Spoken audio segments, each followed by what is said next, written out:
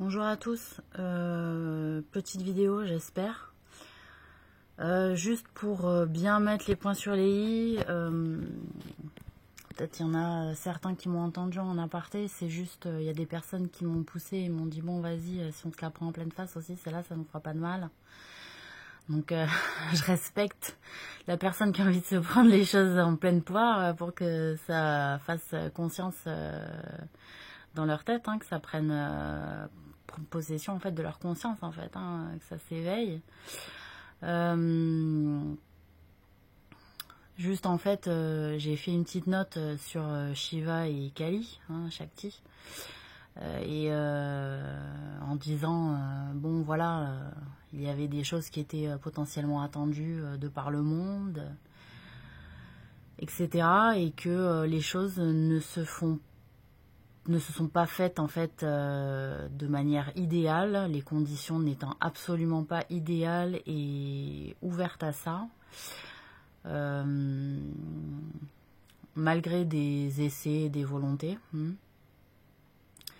Mais comme je disais, moi je suis devenue, et lui il a son parcours, moi j'ai mon parcours, et le point de juxtaposition il n'est pas là. Sachant que moi j'étais dans une situation de célibat pendant quelques temps, et voilà, les choses n'en sont pas plus saisies. Maintenant je ne suis plus dans une situation de célibat. Donc voilà, et aussi j'aimerais bien qu'on arrête de prendre les femmes pour des vides couilles en fait, hein, je vais parler texto, dans le sens où les femmes aussi elles ont du désir, et que parfois c'est pas toujours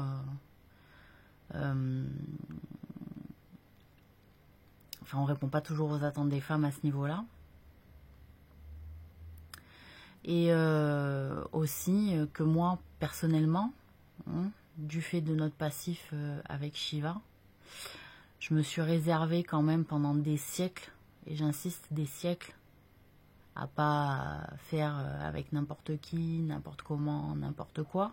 Je me suis énormément réservé, et que ça a été très dur, pendant que monsieur allait y aller allègrement et à tout va et avec tout le monde.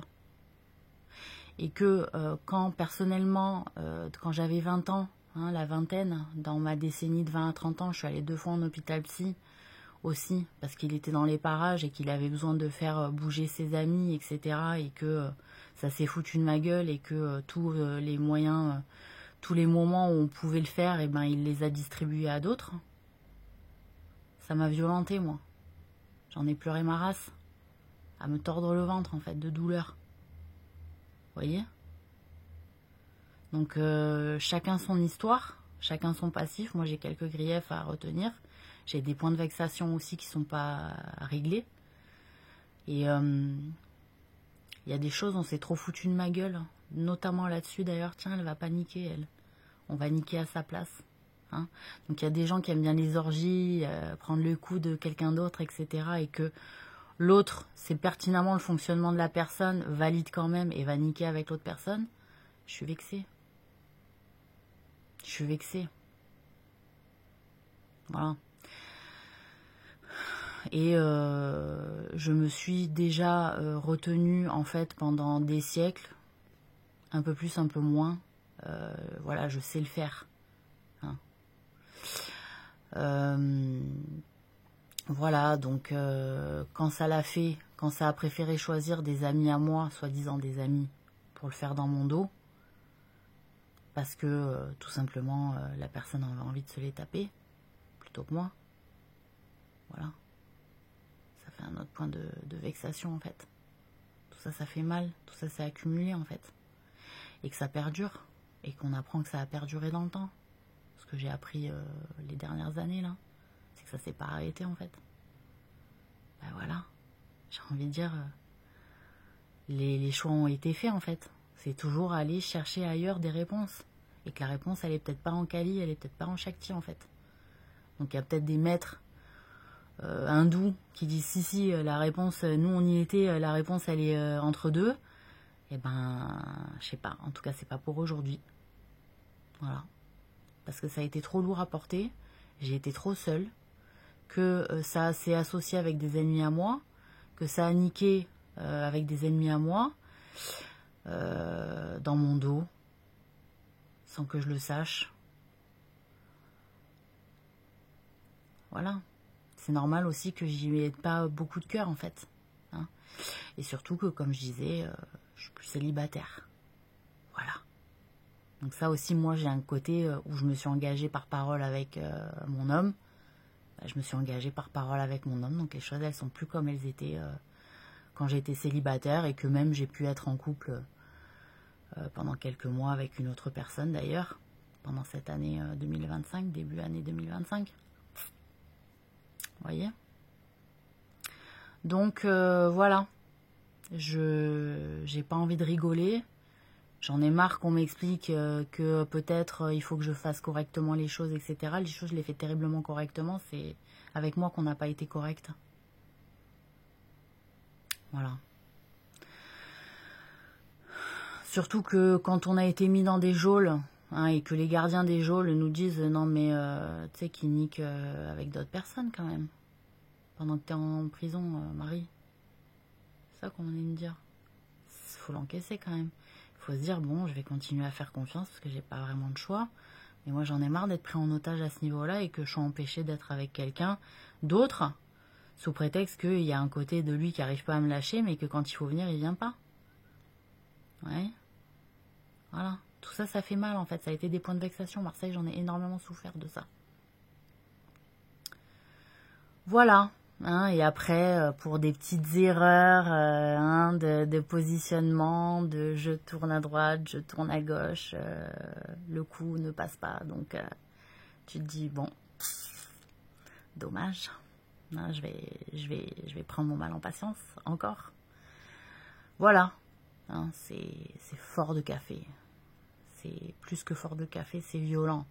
Donc, c'est pour ça aussi qu'à un moment donné, il y a un passage en jugement.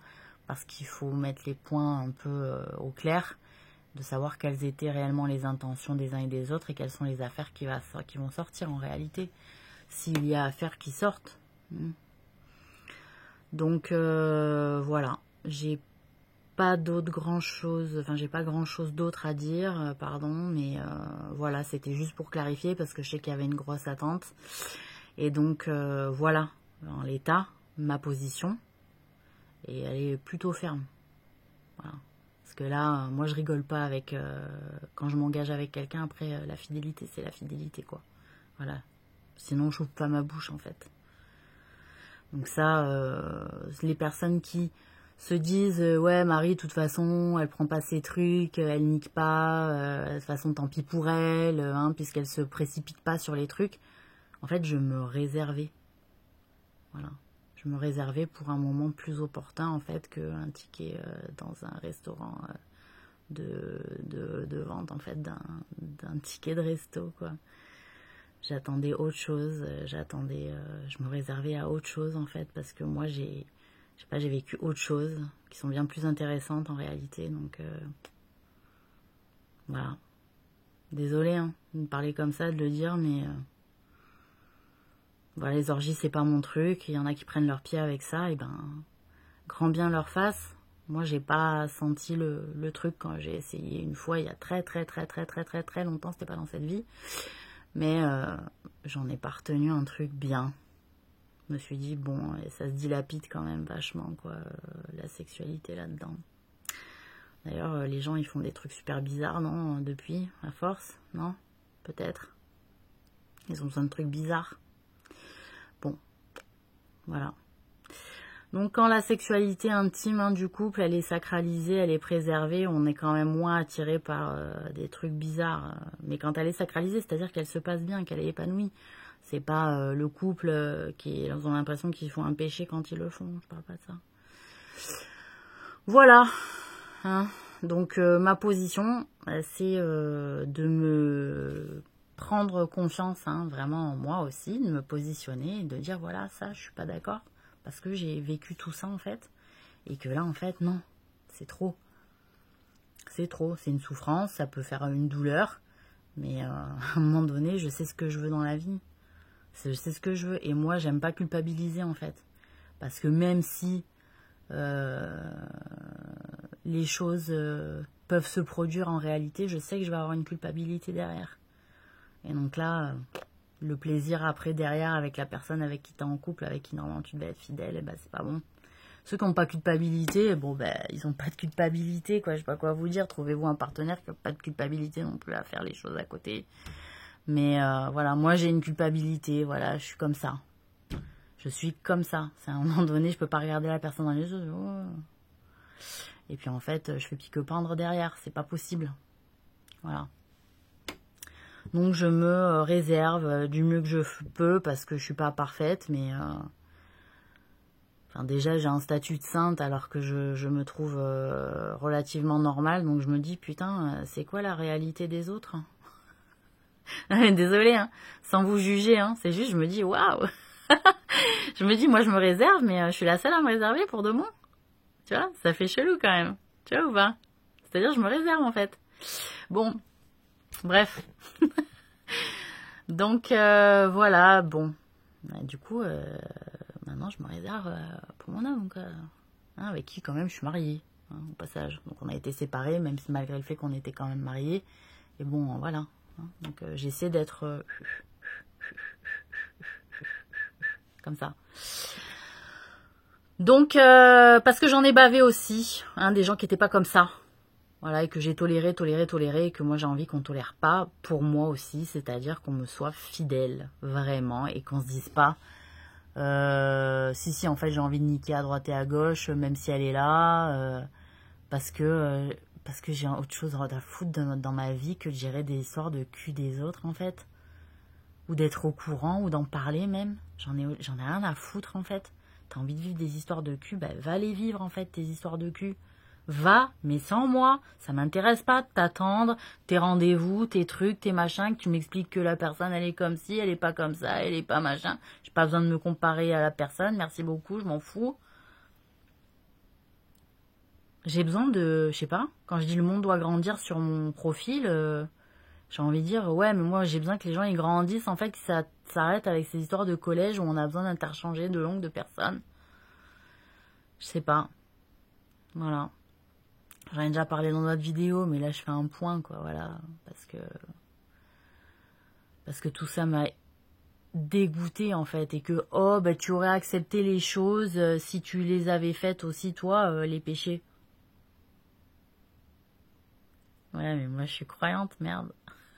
Tu me racontes quoi, là? Que je vais faire un péché, alors je suis croyante, merde. Attends, tu me racontes quoi, là? Tu vois ou pas? C'est-à-dire, attends, t'as pas compris ce que je t'ai dit quand j'ai été croyante ou pas? Peur de faire des péchés, moi. Tu vois ou pas? Parce que j'ai l'impression qu'il y a un truc meilleur qui va se goûter plus tard, tu vois. Je suis prête à patienter, moi, je suis prête à me réserver pour ce truc-là, tu vois. Quand on m'explique que les gens, ils se réservent pas, en fait, ils se dilapident comme ça dans le cul de tout le monde. Je me dis, putain, j'espère qu'il y a une surprise quand même à la fin, parce que sinon, ce serait moche. Ce serait moche. Voilà. Bon. Allez. Je veux pas la partager sur les réseaux, je vais la laisser sur mon truc. Parce que bon, ça va. Voilà.